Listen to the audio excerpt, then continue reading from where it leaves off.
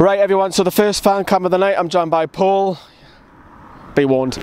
Let's just go straight to what happened at the end. I'm going straight to that. Oh, it was WWE, wasn't it, meets Premier League? It was a clothesline, it was messy, but to be honest, there was a foul in the build-up.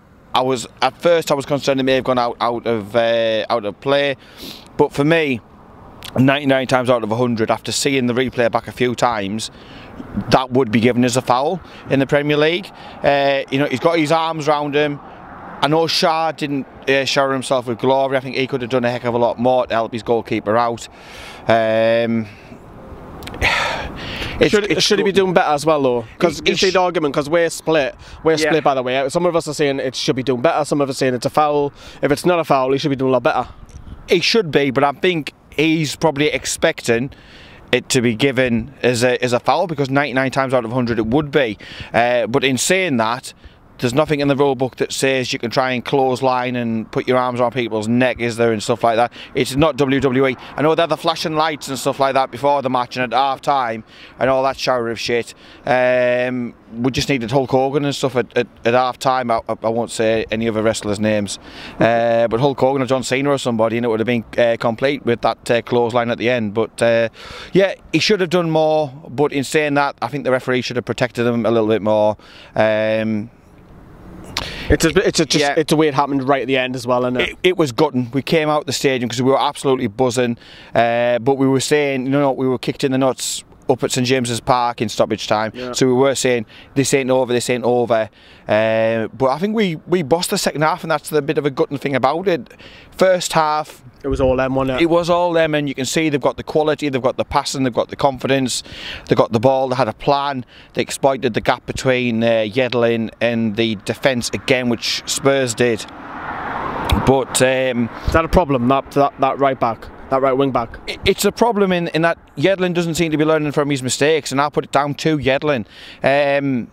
Defensively, just absolutely constipated time after time after time again. He's got to start learning the lessons. I mean, you've got Richard one side, who is really like, he's in an unfamiliar position, but he's doing a good job. He's better defensively than what Yedlin is. I've noticed, and I was saying to you, Yedlin was so far high up, a bit like Kieran Trippier plays for Spurs, whereas Richie's a little bit reserved. So there's a gap there. But the thing is, like, we haven't got pound for pound quality like Spurs have got, so he's got to be, especially away from home, he's got to be more savvy and pick and choose his times. And I've said it before, football intelligence, you know, he's got to show more, and he's got to be learning from his mistakes. There's a reason why he didn't cut it at the likes of Spurs, and it's because of that. He's got unbelievable pace and he's got so many great attributes, but defensively they exploited us, and they exploited the time that was there.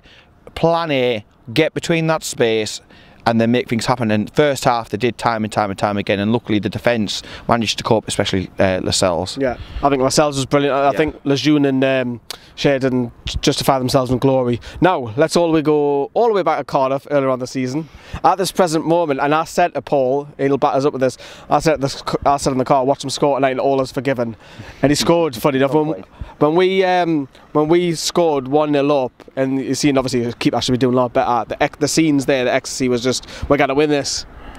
It was unbelievable. Of all the people to score, Isaac Hayden, I literally could not believe it. All I saw was, like, I saw a pretty awful shot, and then just the net bulge, and I was like, oh my word, it's actually got past him. Because it's like, it was so shit, the shot, that, like, it's the sort of goal that you maybe expect Hayden to score, you know, because, like, with the greatest respect to him, he's not the best at anything, is he? But he has been professional, and I suppose with the work that he's been putting in recently, he deserves a slice of good fortune. Are you feeling that, Reece? Well, people, are you all right? People keep saying, oh, why are you always so negative? Why are you always this, that and the other?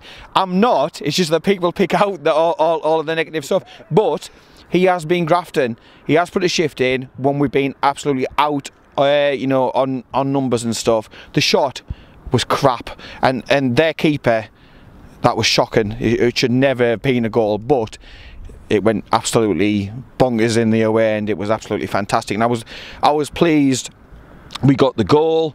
And I was just hoping and praying. I was literally praying when it got to that 90th minute, please just hold on, because it could have been such a massive point, you know, and such a massive win, and then to only get a point, like I say, it feels a bit like a kick in the nuts at the end. Despite that poor result, there's some great performances tonight. You know, Sky have given man the match to Longstaff, touched upon Lascelles. Yeah. I actually thought Perez done all right as well. Rondon okay at times, but there's promising signs, and you've got to remember there's still bodies to come back, and we're going to go to Spain now.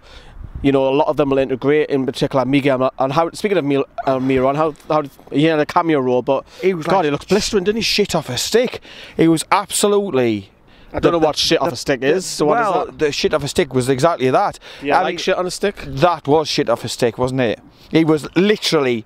He was like Speedy Gonzalez. Tasty. Sorry, go on.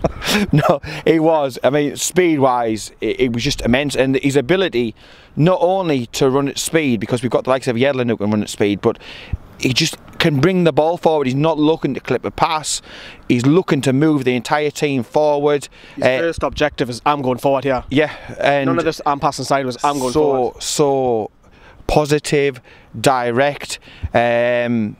Exciting, energetic performance. And the Atlanta fans will be watching this. They've been telling us, oh, he's great, he's going to come well. Like, oh, it's the Premier League, he's not going to hack it, he's not going to hack it. But you can see yes, he might have to work on his technique and whatever and his awareness, but there is glimpses that we have some sort of special player there. Am I jumping the boat a little bit? I think now it's come at the perfect time. Take them away, allow them to integrate, play this friendly. We need the likes of Diame plus Mutu and all the others to integrate, because I think crucially when we did this last season we went on that run, didn't we? Yeah. And we got them couple of wins on a row, and again that was the basis of staying in the league last season. So I think it's crucial, get them in, get them used to playing, get them used to the system, get them absolutely raring to go for this Huddersfield game, get them at the peak sharpness.